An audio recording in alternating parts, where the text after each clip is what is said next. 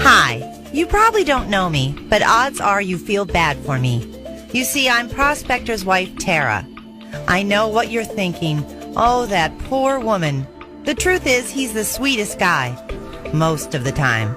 But when he starts rambling, yeah, you have no idea. It's actually far worse than you can imagine.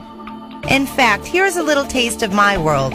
It's time for Prospector's Picky Pet Peeves on Rock 107. All right, let's get into it. WBRE-TV has this thing on their weather called Futurecast. Yeah, Futurecast.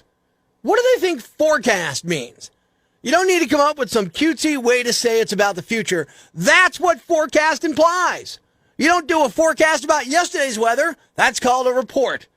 Futurecast. Forecast means in the future. Yam bags. All right. I looked at a menu for a restaurant online the other day and immediately decided I wouldn't be eating there because they'd listed off-site catering menu and an on-site catering menu. Well, all catering is off-site. It's the freaking definition. Catering is the business of providing food service at a remote site. You cannot, by definition, do catering on-site. So when I saw they had an on-site catering menu, I'm like, oh, I can't eat there. Seriously? Yes, seriously. And throwing away air.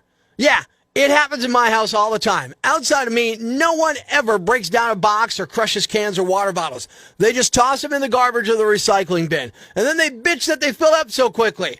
We're throwing away air. You want to fit more in the can? Crush things. Flatten them out a bit. Stop throwing away air. More will fit. Seems simple enough to me. All right. You think that was bad? Try living with him. Love you, honey. Mean it.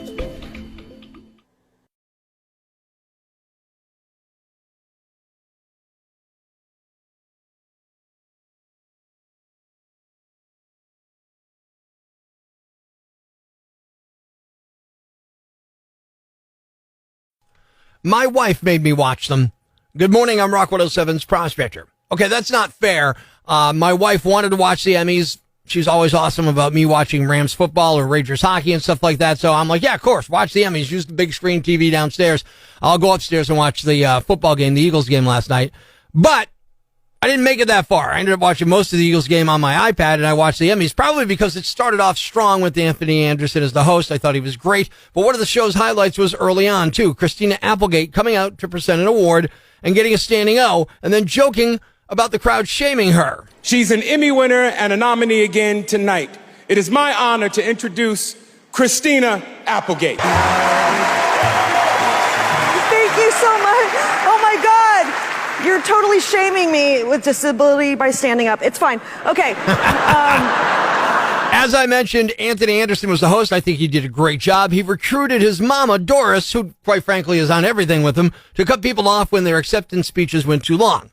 Seriously, Doris was sitting in the audience near the front, and when people went too long, she stood up and told them to wrap it up. Normally, on award shows, we do what's called playoff music, which everyone tends to ignore.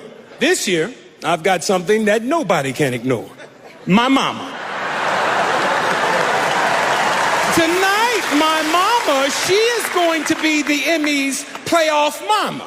Now, when you see my mama coming, just thank Jesus and your family and wrap it up. And I don't want nobody to get disrespectful with my mama because my mama is from the west side of Chicago and she can throw them hands. Shut up. That's enough. Mama. All right, you're supposed to be yelling at the other people, not at me, not in the middle of the monologue. The time's up, baby. Cut to the chase. All right. See what I mean?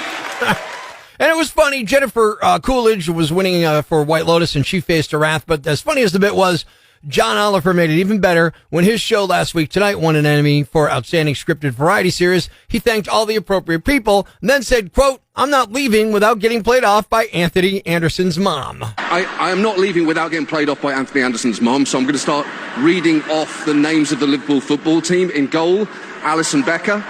Then you got Trent Alexander-Arnold. Then you got Virgil van Dijk, obviously.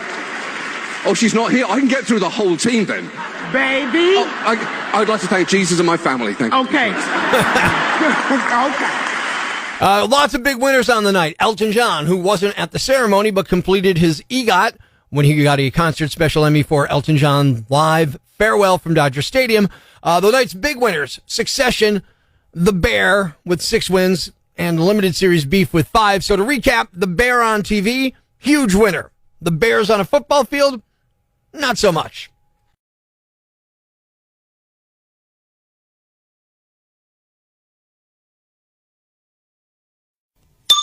Breaking the news that's already broken.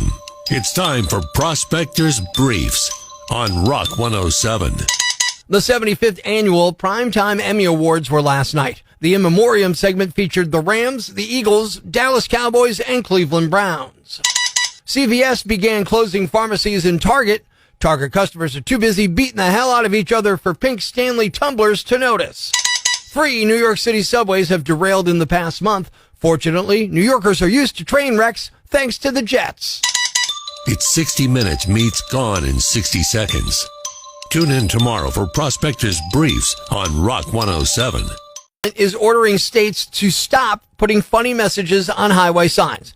I'm talking about the light-up signs that normally say things like buckle up, don't drink and drive, alive, alive, things like that. Studies have shown that messages that include humor or pop culture references can be good because you're more likely to remember them.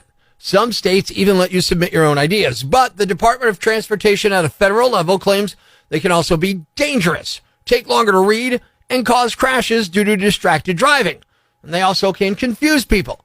The feds recently updated their 1,100-page manual and said states have 2 years to comply with the new regulation and stop posting funny messages. So goodbye to signs like tailgating is for football, not highways, or visiting in-laws, slow down, get there late.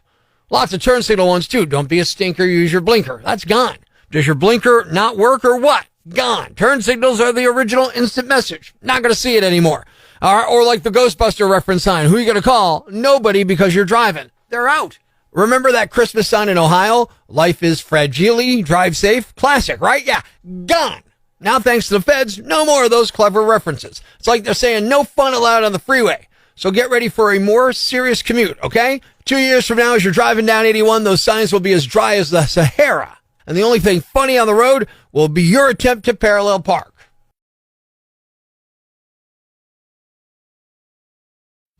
Life's pretty tough right now. There's plenty of bad news, but it's not all bad. It's time for the brighter side of Prospector on Rock 107. An 80-year-old man in India passed away, or that's what everyone thought. On his way to the funeral, the car hit a pothole, and suddenly he came to life. He had been on a ventilator. Last I heard, he was breathing on his own again. Thanks. We needed that. The brighter side of Prospector on Rock 107. He's quirky and cranky, and that makes for a lot of awkward interactions. What a jerk. Help Prospector learn from his mistakes. It's time for Am I a Jerk on Rock 107. Am I a jerk? I flew back to Northeast PA, a crowded terminal, one open seat next to an old lady. She's smiling. I sit next to her. I grab my snack. After a couple of minutes, she said, could you watch my bag so I could run to the restroom? I'm like, no, I don't feel comfortable doing that. I said, just take the bag with you. The woman laughed and said, that's okay. I'm just going to leave it here anyway. You can just keep an eye on it. Thanks. She left. So then I got up and left too. I went and got a coffee. When I came back, she angrily confronted me. I thought you were going to watch my bag. I said, I told you, no. Does that make me a jerk? Sherry says, no, I wouldn't want a stranger watching my bag. If she was that worried about it, a stranger taking it, why let a stranger watch it? What do you think? Am I a jerk? I don't think you're a jerk because with everybody being so Sue happy anymore, she could have said you tampered with her bag while she was gone. See, that's right. I could have got myself sued and I didn't even know it, right?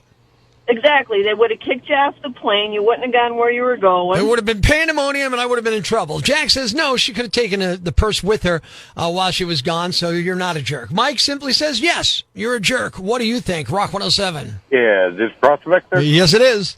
Yeah, definitely not a jerk. Not a jerk. How come? Don't know what's in that bag. You know, Grandma could have been moving meth. I don't know. Exactly. Rock 107. Yes, you are a jerk. Now, why is that? because you couldn't wait 5 minutes to watch her bag, and you went out of your way to get up when she left. I mean, I know you told her no, you didn't want to watch her bag, but still, you went out of your way to get up and go. I did get out of my way. I'm like, that's it. I'm getting up and leaving. I was trying to be passive-aggressive and teach her a lesson, I guess. Kathleen says there's signs all over the airport warning against this, that. You're not a jerk. Pam, I'm going to go with jerk this time. It seems neighborly. Christine says, my husband and I just got back from a trip to Florida, and I remember hearing announcements multiple times saying, don't leave your bags with anyone. You are not a jerk. What do you think, Rock 107? No, absolutely not.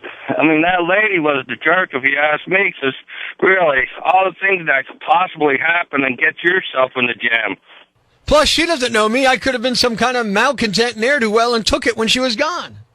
Well, I think there's a lot of things we could call you, but I think you're not a jerk this way. All right, I'm sure there is a lot of things you can call me. In the question today of, am I a jerk for refusing to watch a woman's bag at the airport? Then, when she left it for me to watch, getting up and getting a coffee just so I wouldn't have to watch it. Does that make me a jerk? Northeast PA, you've answered, and the answer is overwhelmingly, I am not a jerk.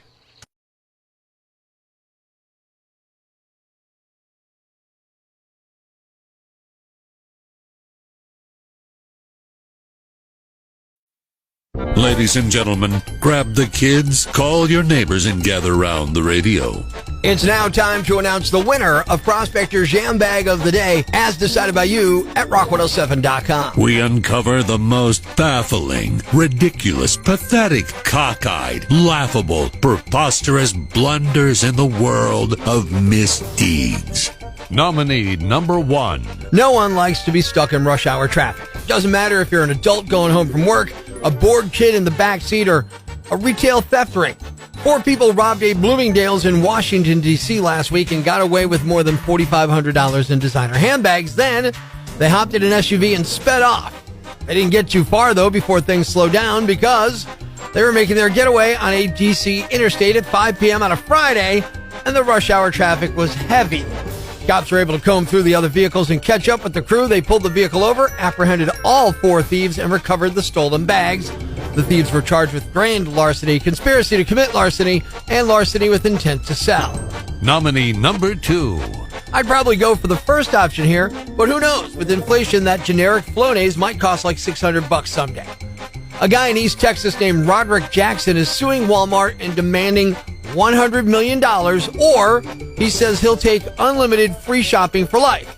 He filed the suit on Monday last week and claims they violated his civil rights after he was accused of shoplifting from a Walmart in Nebraska back in 2021. He says he was racially profiled and falsely accused of stealing, and that he suffered emotional stress along with physical pain when he was put in handcuffs. He's demanding $100 million or the ability to walk into any Walmart for the rest of his life and take whatever he wants. Unfortunately, he may not have much of a case. He filed a similar lawsuit back in 2021 that was dismissed. Walmart put out a statement saying they don't tolerate discrimination, and they'll be asking the court to dismiss any claims that are without merit. And the winner is the thieves who robbed a D.C. store at 5 p.m. on a Friday and got caught in rush hour traffic. You guys got to learn to plan better. You're also the Yam Bags of the Day, and we'll move on to Friday's Yam Bag of the Week competition. Keep it here weekday mornings for all of the nominees for Prospector's Yam Bag of the Day on Rock 107. Into Prospector's Prime Cuts podcast. Be sure to catch us live weekdays from 5:30 to 10 a.m. on Rock 107 or online at rock107.com or the Rock 107 app. A free download for your Android or iPhone. Subscribe to the podcast on Apple Podcasts, Google Podcasts, Spotify, Stitcher Radio, or wherever you get your podcasts so you never miss Prospector's Prime Cuts.